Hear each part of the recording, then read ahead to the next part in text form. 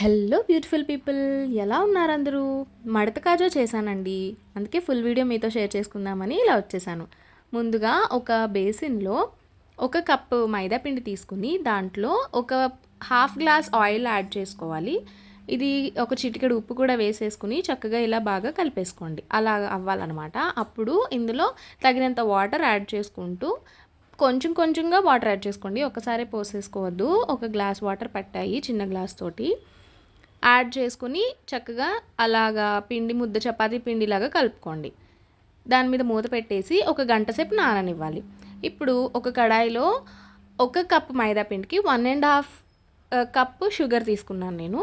దానికి 1 cup water add చేసి అదంతా పంచదార బాగా కరిగి శుభ్రంగా ఉడకాలన్నమాట. అంటే జస్ట్ ఒక పొంగు రావాలి, మరిగినట్టు అయితే చాలు మనకి. ఇప్పుడు ఇంకొక స్టవ్ మీద ఆయిల్ వేసుకుని అది వేడవ్వాలి. ఇదేంటంటే ఆయిల్ బాగా వేడైపోయిన తర్వాత స్టవ్ ఆఫ్ చేసేసుకోవాలి. అలానే మనం ఇందాకనే మరిగిపోయిన పంచదార పాకంలో కొంచెం నిమ్మకాయ రసం యాడ్ చేసుకుని స్టవ్ ఆఫ్ చేసేసుకోవాలి. నిమ్మకాయ రసం ఎందుకు అంటే పాకం గట్టిపడిపోకుండా ఉండడానికి కోసం అనమాట. ఇప్పుడు మనం ఇందాకనే కలిపి పెట్టుకున్న పిండిని ఒక పెద్ద చపాతీలాగా ఒత్తేసుకోవాలన్నమాట. చూపించిన విధంగా జస్ట్ మనకి చపాతీ ఎంత మందంగా ఉంటుందో అంత మందంగా, అంటే పల్చగా చక్కగా నీట్గా ఈ ఎంత పిండి అయితే కలుపుకున్నామో దాన్ని అంతటిని మీరు ఒకవేళ ఎక్కువ క్వాంటిటీలో తీసుకుంటే 2 చపాతీలాగా కూడా చేసుకోవచ్చు. చూపించిన విధంగా చపాతీలాగా చేసేసుకుని దానిపైన నెయ్యి అప్లై చేసుకోవాలన్నమాట.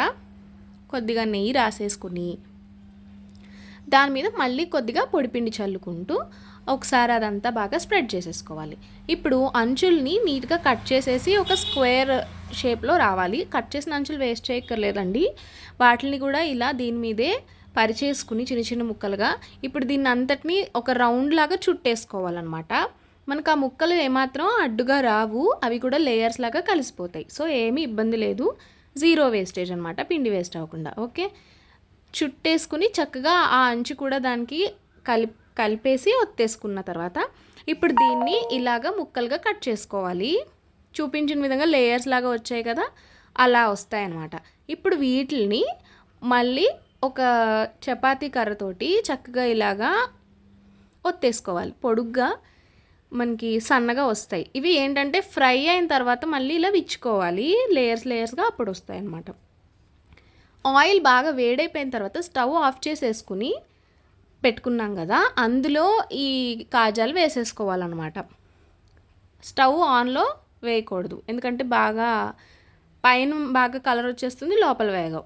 ఇప్పుడు చక్కగా వేగిపోయిన తర్వాత పాకంలో వేసేయాలండి. పాకంలో మాత్రం ఈ కాజాలని ఎక్కువసేపు ఉంచకూడదు, ఎందుకంటే మెత్తగా అయిపోతాయి, క్రిస్పీనెస్ పోతుందన్నమాట. సో ఒకసారి అలా వేసేసి చూసారా, అవి మునిగిపోయాయి ఇంకా తేలట్లేదు అనుకున్నప్పుడు తీసేయాలి. ఓకే, అలానే ఇంకొక వాయి కూడా వేసుకుని చక్కగా వాయిల్గా ఈ మనం ప్రిపేర్ చేసి పెట్టుకున్న కాజాలన్నిటిని వేసేసి వాటిని వెంటనే పాకంలో వేసి తీసేసుకోవడమే. చూసారా ఎంత జ్యూసీగా చక్కగా భలే వచ్చాయండి. సింపుల్ అండ్ టేస్టీ మడత కాజా. మీరు కూడా తప్పకుండా ట్రై చేసేయండి. మీకు ఎలా కుదిరిందో కామెంట్ చేసేయండి. అలానే వీడియో నచ్చితే లైక్, షేర్ అండ్ సబ్స్క్రైబ్.